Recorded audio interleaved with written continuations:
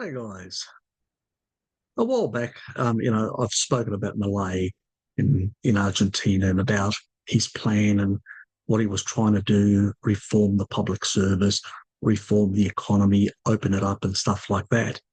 But what I've actually noticed, um, what's happened in the last period, in the recent times, he just seems to have, I don't know, he's doesn't have the right direction, the direction that he seemed to want to follow, he didn't. He doesn't. He didn't seem. I thought he had actually a well worked out plan. From what I've noticed, I don't think he ever had a plan. That's concerning because if you want to reform any economy, it doesn't matter how big it is or small, any economy, you need to really have a well worked out roadmap in order to reform your economy. You can't do it off, respond, be reactive, or just respond to whatever happens. Now, you have to have a plan and you have to stick to it. It has to be well worked out. And from what I can see, none exists. Now, obviously, people are looking at what happened with Malay and they're looking at Trump gave him 20 odd billion and now he's giving him another, I think it's getting up to 40 billion all up. And people are wondering, and people have different arguments. They're going, the so-called leftist media is going, oh, look, Venezuela isn't failing. Really? It's a basket case for its population. It's full of shanty towns and great poverty. And most of it's, you could say, middle classes, that educated middle classes left a long time ago. So the country's in a mess with a lot of resources, but poorly managed. That doesn't mean anyone should overthrow it. That's the responsibility of their people. Trump isn't going there to save the Venezuelans. He's going there to steal their oil. That's the reason. He's just another imperialist. That's all he is. So nothing's changed there with the American foreign policy, from what I can see. But let's move away from that because that's not the main thing. My focus. The Malay government went after the public service. Now, was there a lot of waste in the public service? Yes. Should it be cut? Yes. Should it be cut immediately? No, without a plan. You don't go, let me put it this way. All activity in the economy represents the GDP of the economy. Okay? So when you reduce part of economic activity, doesn't matter what part it is, your GDP shrinks. When your GDP shrinks, guess what happens? The amount of money that's circulating also shrinks. And if you're printing, you're devaluing that money very fast. So it's not a good idea, this sort of shock and awe without a plan. Argentina's got a whole lot of other problems as well, that it undermines its own domestic industries in the capacity to export. And also because it taxes exports, it doesn't encourage foreign investment. Did you hear what I said? For an economy, any economy, to develop its markets, it needs investment. If it doesn't have domestic investment, it needs to attract foreign investment. If it doesn't have an environment conducive to foreign investment, guess what's going to happen? None's going to come in. And if none comes in because they consider the place a risk, and especially when they see his family, his sister, getting involved with a crypto con artist from America and making a mess and creating a crypto scandal, and then on top of that, him losing the local elections within that region of Buenos Aires, which is the capital and the surrounding areas, that's a big loss. Guess what?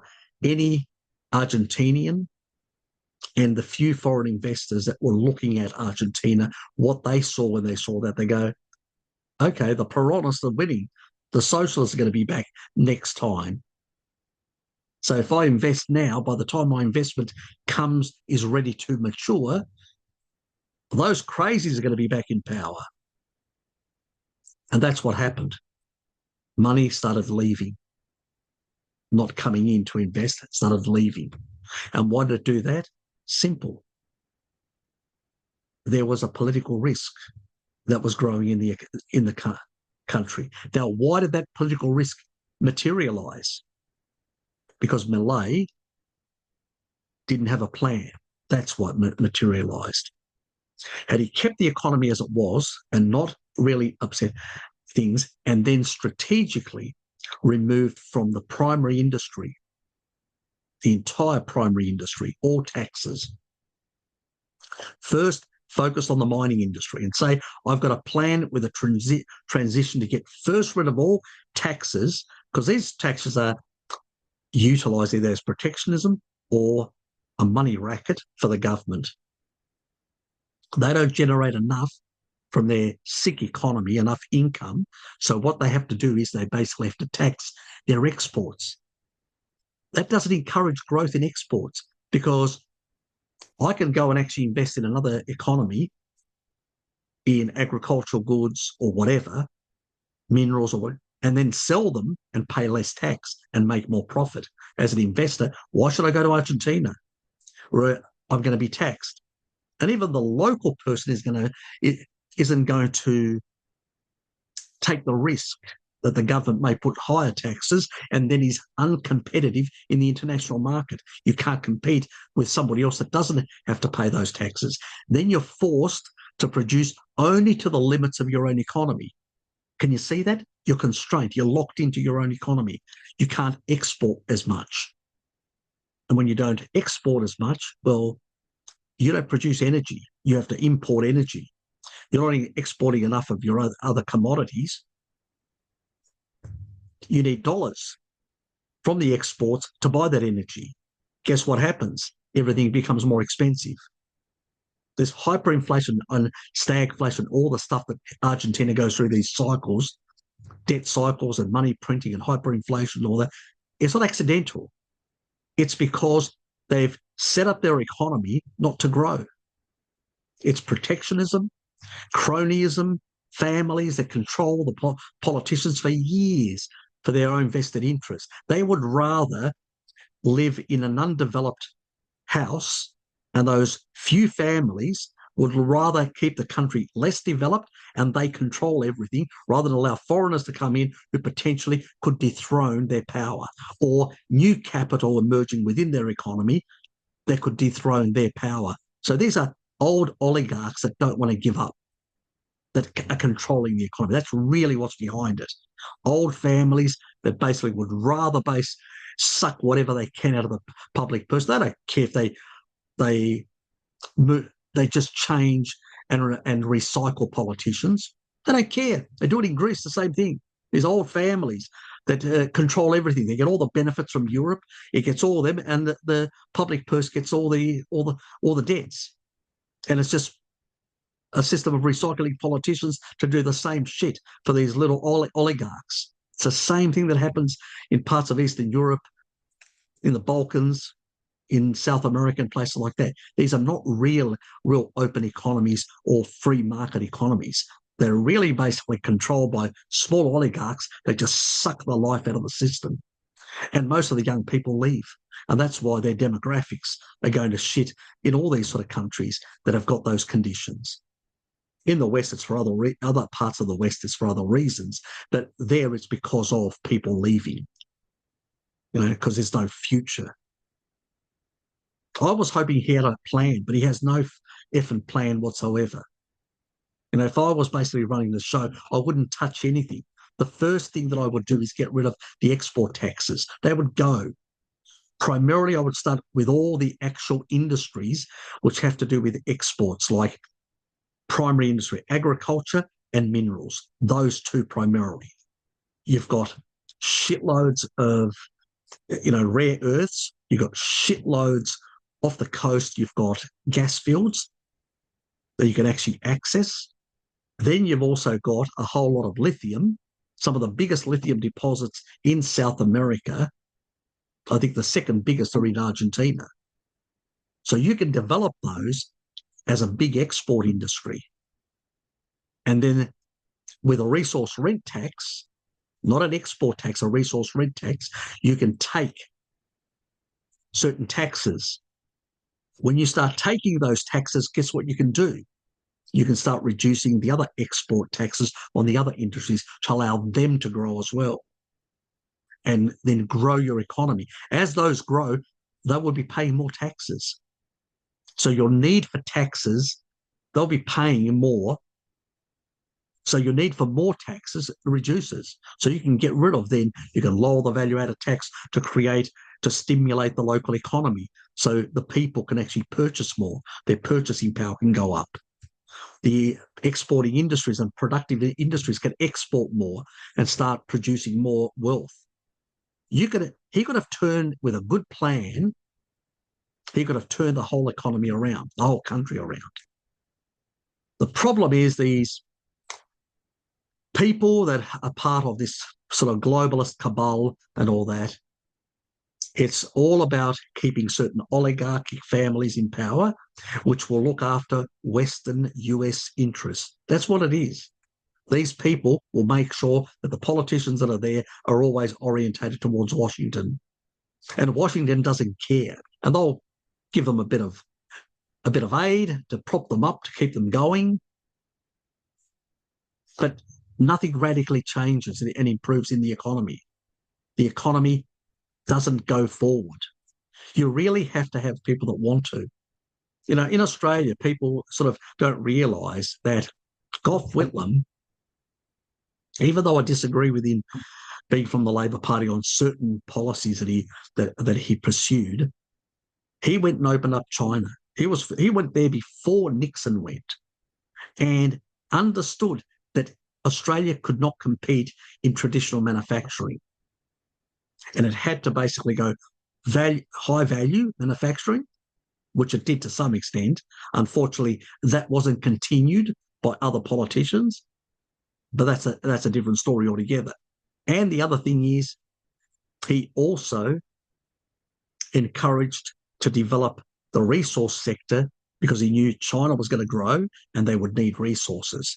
So he tapped into and set up all the arrangements. You know, when the first Chinese leader that came to visit Australia for the first time, the person he wanted to see was Gough Whitlam, no one else. That tells you something, that sort of relationship he established and created 30 years of uninterrupted growth for the Australian economy by setting that up. Now, the others did a mess because that windfall of wealth, they could have created a sovereign wealth fund. They could have done a whole lot of other things to basically set up Australia a hell of a lot better. They didn't, but that's another story. But he at least opened up that market and set up that those trade parameters that would help Australia grow and avoid decline like a lot of other Western countries did. That didn't actually, like a place like Italy and all that, they did not make the transition and they started declining. And they're still in that sort of situation where the only thing that keeps Italy going is things like their military industrial complex and things like that. These are not healthy ways of trying to grow your economy, and certain niche sort of industries, you know, because they price themselves out. Their film industry went bust and many of the other things because China could produce them and they could compete in that same segment. They didn't go up the value chain. You know, countries like the Netherlands, Germany, Scandinavian countries and others, they realised this and they went up the value chain and created high-end manufacturing. So certain countries made certain decisions and other countries made other decisions that ended up in a certain place. But at least some people, those who did better, had a plan. Milei had no plan. And he was just basically, really, we should have, when he said he was an anarcho-capitalist, we should have believed him the first time, because that is exactly what he is. An anarcho-capitalist don't have a plan. It's just let the market rip, you know. But the reality is the market isn't an independent entity on its own. It's part of a culture, a country, a nation, a people, and you've got to take them with you if you're going to basically transform your society.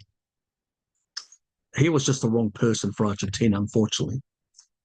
Whether there's going to be some new person that will have a proper vision and understand that you have to reform things in with a plan, stage by stage, build up your export industries, build up your government revenues in order to be able to reduce your VAT, to be able to grow the domestic economy as well from that angle, and improve living standards for people and providing better jobs for people. That will then allow people to basically populate more the private sector over time, because there'll be more better quality jobs, and you'll be able to shrink the public service in a more manageable way, digitize it so it's more competitive, it functions at a lower cost to GDP. And that's how you reform an economy with a long-term 10-year plan. But no plan existed. It's quite clear that no plan existed, because even the sort of reforms on exports here, like on oils, it was seed oils, and there was a couple of other, I think, grains, where he actually had a limit. He reduced it and it's gone back again. And then there were, what was the other one? I don't remember. There was something else again. So I think it was an industrial thing that he actually removed it up until December the 31st. I just can't remember now. It's a while, several days that I read about it. But he's not helping his economy. He's not taking steps to grow the economy, and the areas that he can grow. You can't grow manufacturing where it is. It's too antiquated. But what you can do is the sectors that can grow, and you can get a lot of foreign investment to come in to bring technical knowledge, train your people, and move them up the value chain in the primary sector. So agriculture, mining, and oil and gas. Those things then will give you a revenue, because you can apply a resource rent tax on those foreign investors. A reasonable one. You don't go crazy, but that is enough to basically give you revenue and give you some breathing space, and also gives you foreign revenue. One, now you've got domestic production of energy and an export component of energy. That means you need less dollars to buy energy. And also all these export products are bringing more dollars, so you've got more reserve currency to back up your own currency, so you can actually then stabilise the economy. These all work with a plan, step by step. If little Harry can basically work all that stuff out, this guy's apparently an economist. What the hell happened? It just seems very, very bizarre. I can only put it down that he basically got captured by those vested interests. I suspect by his sister, because she's very close to a number of elite families in Argentina. And the rest is history. So rather than actually saying, F all of them, I'm going to transition this economy and open it up, and they can go all to hell, and I'm going to transform Argentina into a new economy. Rather than saying that, he basically fell back into line. So he'll be just another recycled politician by those local elites, oligarchs, who basically will be left to control the Argentinian economy for the next 10, 20, who knows how many years, until the Argentinian people wake up and realise that they need complete new leadership. None of the old politicians, get rid of the whole lot. Countries that have done that, there have been a few countries in the world that have done that and have actually transformed themselves quite well. I remember Indonesia in 2006. I was in Bali, sitting there in Sanur at a coffee shop and reading an economist, sort of, I think it was a newspaper. I think it was. Uh, so, and just, it's, oh God, I've got a mind block. One of the Australian Financial Review, that was it, the Australian Financial Review. So I was actually reading that and I was specifically reading on the Southeast Asia, what was happening in that. And I sort of looked at some of the thinking that was coming out of the new leader, Susulu Bambam Yudhoyono, at the time. He was a military, ex-general, came out. I thought it was just going to be another typical, local oligarch appointee. But no, he was actually quite different. He had actually decided, I'm going to open up the economy. I'm going to reform it. I'm going to turn Indonesia around. And he actually did. And because he had a lot of connections in the military, the local oligarchs couldn't really stop him. So he actually opened up the economy. And by doing that, he transformed Indonesia. He took, at the time, this is in 2006, Indonesia had about 3 million people in the middle class, and a population was well over, probably, I think it was about 220 or 30 million at the time. It's way more now. Within a small amount of time, by opening up the economy, bringing foreign investment strategically, so it wasn't reckless, it was a plan, specifically in the primary industry, in those areas where he wanted to grow exports towards China, but also strategically to position investments in the manufacturing sector as well, like in Surabaya, where it's a big manufacturing hub, to amplify the capabilities of Surabaya, and other things that he did in the economy at the time. Within a very short amount of time, of several years, he was able to move 80 million Indonesians into the middle classes. You think it can't happen quickly? You think only China did it? So if you've got a real good plan how to basically get the cogs of an economy going, you can transform an economy. So it's not the first time that there have been so-called economic miracles, but you need a plan and you need to stick to it, and you need to be very disciplined, and you need to bring the people with you, not alienate them like he did. And that's why Milei's ego, lack of plan, a bit like Trump, just whatever comes into his head, that's fine for real estate, hustling and all that. But if you're running an economy in a country, you really need to basically be sensible and have a plan and know what you're doing. All the hoo-ha, that doesn't help. So that's the problem with characters like that. They're colourful, but they're clowns. And they can do more damage in the long run than good. And that's what happened to Milei and the Argentinian economy. And unfortunately, the Argentinian people will have to endure a potential future Peronist, crazy Peronist, socialist, nutcase government again, who will just basically make their lives miserable and bankrupt again. So that's where Argentina is going to end up again, until the Argentinian people realise they need to get rid of these people, and who the real problem behind is that these oligarchs, and they need to vote for politicians that are not connected to these traditional oligarchs if they're going to transform and change their whole economy. So maybe something in the grassroots, people that are from Argentina that are watching this will wake up and realise that they need change.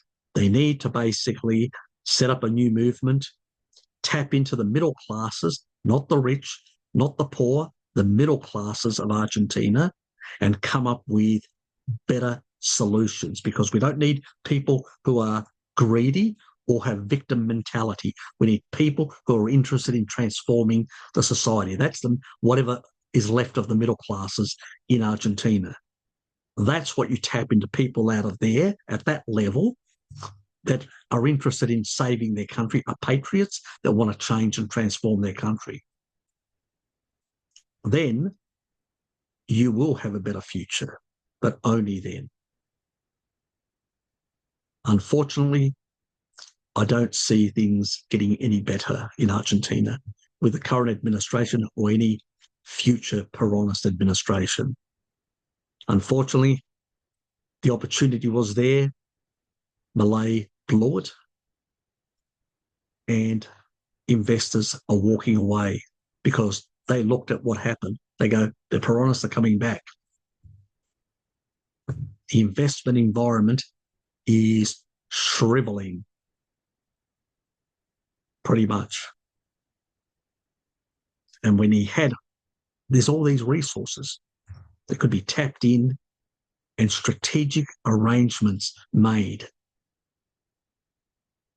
for companies to come in and do long-term agreements where they actually add something back to the economy. They provide a certain level of this new entity, whatever is going to exploit these resources. You basically say, well, we're going to have 25% of that. So we get 25% of the profits. And there'll be a low resource rent tax as well. But that will be after production. So you encourage the investment, and only after production does that come in.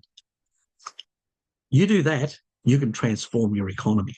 You can have far more money, and then you can strategically think, where do I use this money? How do I improve roads, infrastructure? Because if you've got a lot of products you've got to move, you need better infrastructure, better rail, better roads, better ports, better airports, all that sort of stuff. And you prioritize which are more important based on which are returning more.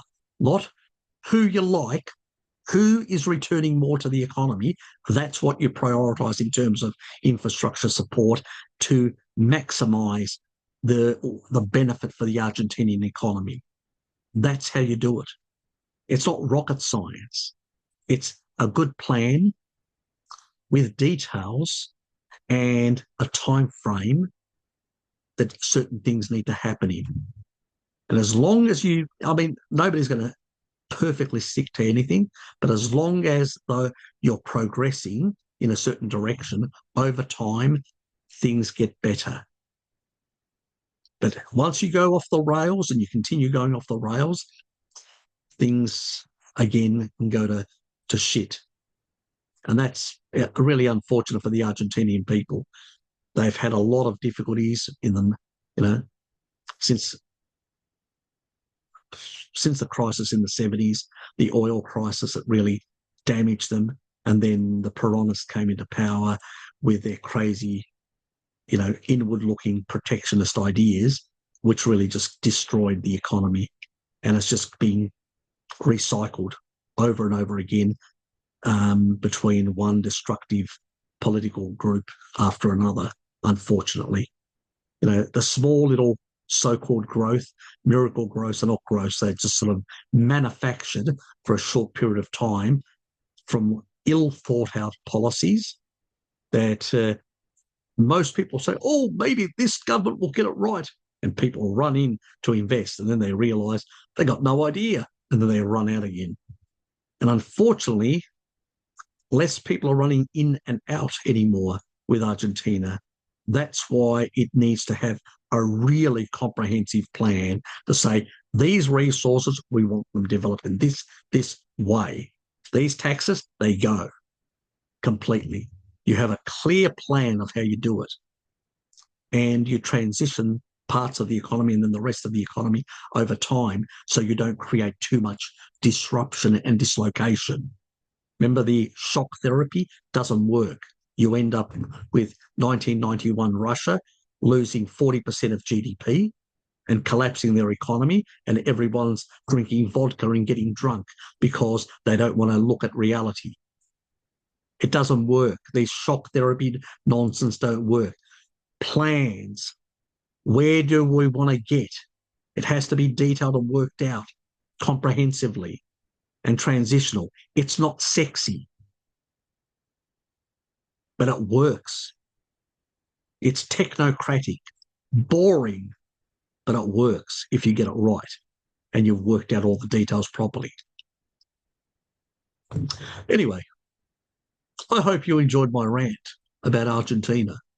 Anyway, see yous.